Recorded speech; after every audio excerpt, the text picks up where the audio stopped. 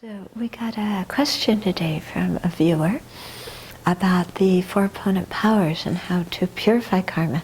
And that's exactly what I was going to talk about today. So this person and I have some kind of because after we hear about the 10 destructive pathways of action, and especially when we contemplate the results of karma, then we get really concerned because we can see in our lives that we've created a lot of negative karma.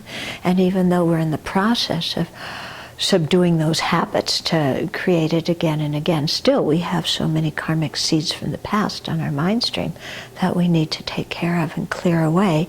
Otherwise they will ripen when conditions come together. So the four opponent powers is the way to purify these karmic seeds and to modify how they're going to ripen. So the four opponent powers, and they are listed in different orders in different texts. But in all of the texts, regret is the first one. Okay, then the other three, the order may be different.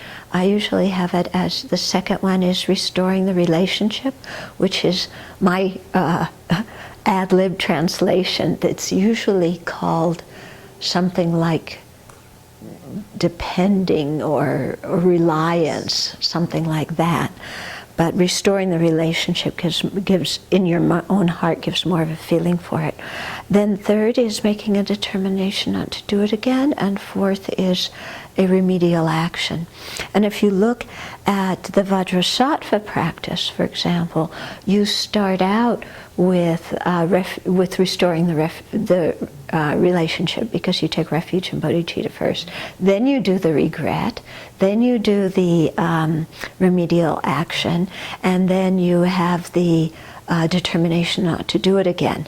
So you find it in different ways and in different things. So don't get confused. As long as all four are present, it's fine. So let's look at the meaning of them. So the first one is regret, which is not guilt. Okay?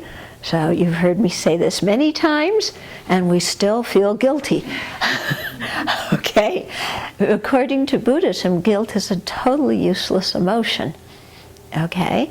Why? Because guilt is all about how bad I am, therefore how hopeless I am, therefore I'm never going to be forgiven, I can never make atonement for this. This is so awful, and I think I'll just get depressed. Okay? Whereas regret is simply, I made a mistake and I regret having done it, and I want to clear it up and get on with life. Okay, so regret does not mean we brush it aside. It doesn't mean being flippant. Oh yeah, that doesn't matter.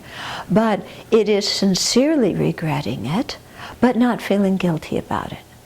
In the same way that if you touch a hot fire or a kitchen coil on your stove, you regret it, but you don't feel guilty.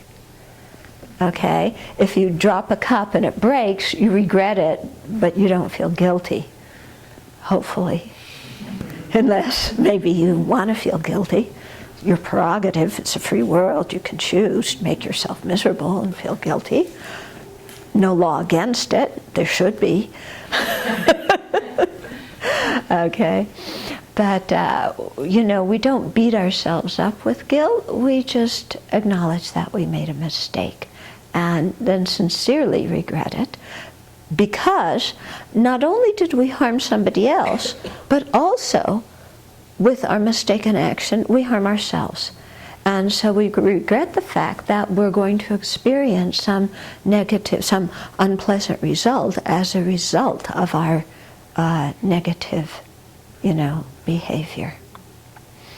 Okay, so that's regret. And regret is also, it must be there for any of the other three opponent powers to go on, because if we don't regret the action, then there's no sense in restoring the relationship, making a determination not to do it again, or having some counteractive behavior. So the first step is regret, which is really looking and acknowledging. Okay? So it means getting over the rationalization, the excuses, the blaming, the justification, the, suppression, repression. It means being honest with ourselves, basically. And so it brings a certain feeling of relief. Yeah, I did it. Now I can make amends. Okay, and so we'll talk about the other 3 opponent powers next time.